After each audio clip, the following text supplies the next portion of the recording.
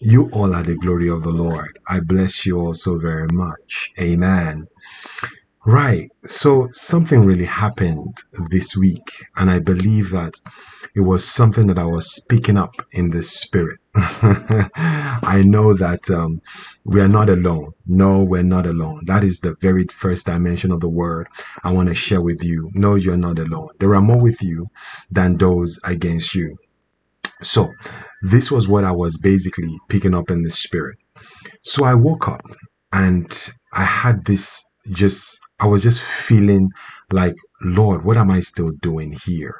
Like I've done everything that needs to be done. Is that like there is nothing else to do?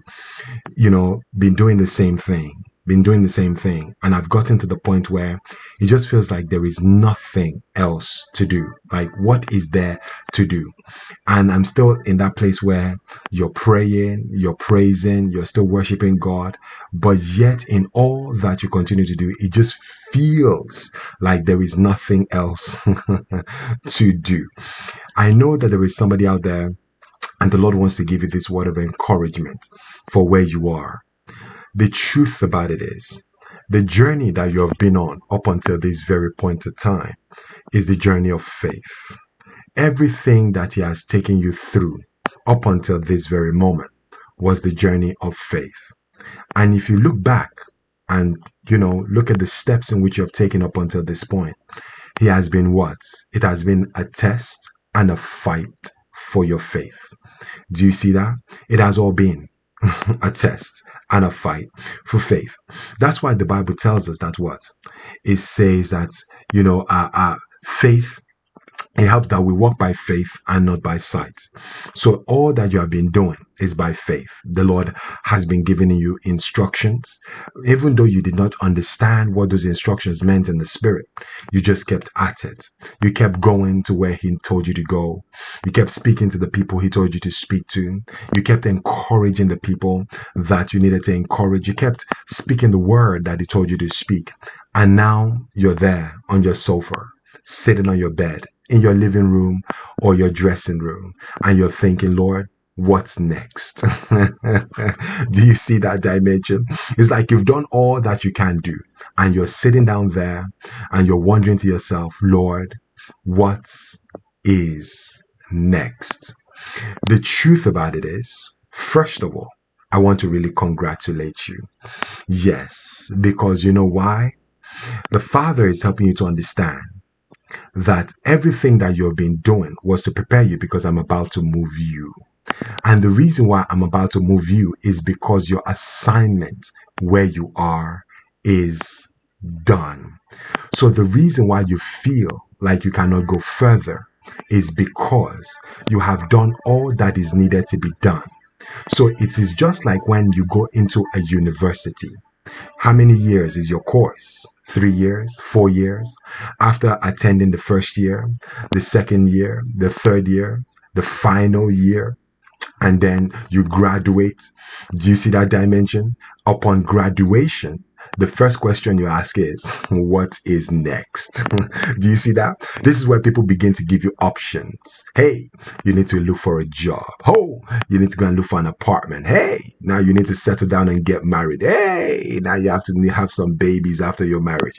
Do you see those counsels? But the truth about it is, you took the right posture. And because you decided to ask the Lord first, this is the reason why He's brought you this word. So just like a student who went into university and after graduation, there was like, what's next? This is where you have come to. You have what? You passed the test. Congratulations. And you have graduated. So it's a place where the Lord is helping you to understand the reason why you feel like I'm here, what's next, is because you're about to move into your new place of assignment. And this is the word that I've been sharing a while back, helping us to understand Genesis chapter 12 and verse 1. But before I go to Genesis chapter 12, I'm helping you to understand the dimension of what? 2 Timothy and chapter 2. And this is what it says. It says, for I am already being poured out like a drink offering. 2 Timothy chapter 4, from verse 6, I said. It says, for I'm already poured out like a drink offering, and the time for my departure is near. Do you see that? The time for my departure is near. I have fought the good fight. I have finished the race. I have kept the faith. Now there is in store for me the crown of righteousness, which the Lord, the righteous judge, will award to me on that day. And not only to me, but also to all who have been longing for his what? Appearing. But look at what has happened. You've been poured out. Like that student, right? First year, you were poured out. Second year, you were poured out. Third year, you were poured out. Fourth year, you finished and you graduated. That is why it says, all the while your departure has been near, and you have fought the good fight of faith, and now you have finished the race. Do you see why I said that where you are, your assignment is done? Because you have kept the faith. This is why I said the fight you have been what? You have been in was the fight of faith. The enemy did not want you to get to where you are. And when I say enemy, I don't mean people. I don't mean your neighbor or that person you're just thinking about as I spoke this word. No. That person, he or she, they're not your enemy. Satan is the enemy. He just uses those people. They fell for his schemes. Can you see that? To come against you. So you can see, that is why the Bible declares that we long to come to you, but Satan kept blocking the path. He kept hindering. Do you see that dimension? He kept hindering. He didn't block it, but he was hindering it. So now you can see you have finished the race. That is why I congratulated you. And I said to you, you have graduated. That is why I congratulated you. Because you have what? You have kept in faith. You have kept what? You have kept the faith. Now there is in store for you the crown of righteousness, because you have walked the journey of righteousness, the journey of love, the journey of peace, the journey of blessing those who came against you, the journey of praying for those who what despitefully used you, the journey of blessing those who couldn't bless you, the journey of what? Of encouraging and bringing joy to those around you, loving people in the midst of hatred. That is the journey of faith. So even though they did not understand what you were doing, but it was not about them, it was about you. Because for where you're going, you're about to be celebrated. So the reason why you feel what you feel, like, Lord, what is next? Look, I've been here. I've been sitting here and I've done all that I can and I don't know what else to do. The reason why you don't have anything else and you don't feel like anything else to be done is because your assignment where you are is finished. Do you see that dimension? It is finished. So all that the Father was just doing with you all the while was just what? It was perfecting those little things that needed to be perfected before you basically exit where you are. Do you see that? So now you can see as we jump into the dimension of what? Genesis 12 and 2. And this is why I've been encouraging majority of you that what? That you're about to leave your home. You're about to leave your family. You're about to leave where he placed you at. Yes, you're about to leave all those people that the Father has basically been telling you you're about to move away from. So this is where I have to say to you, you have to begin to say your goodbyes to those around you because you're about to move. Do you see that? Begin to say your goodbyes because you're about to move.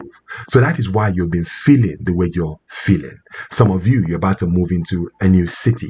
Some of you, you're about to move into a new country. Some of you, you're about to move into a new continent. Do you see that? The Lord said to Abram, so I want you to put your name there. Go from your country first, your people second, and your father's household to the land I'll show you. Do you see that? So go from your country, location, your people, your community, those around you, and your father's household, your family. Get ready to say goodbye to them. Begin to say your goodbyes because everything that you need for where you're going has already been prepared. Now it's time to move you into the next dimension. And for where you're going to be absolutely celebrated. Because you know why? Some of you, you have been tolerated for a long time. Your family, they only tolerated you. Your community, they only tolerated you. The nation that you're in, they were only tolerating you. There was no celebration there. They only tolerated you. while you're there. But now, for where you're going, it says, I will make you into a great nation. So this is where you're about to see greatness manifest in your life. And I will bless you. I will make your name great. Yeah, get ready. You're about to become famous. Do you see that? Yep, you're about to become famous because he's making your name great.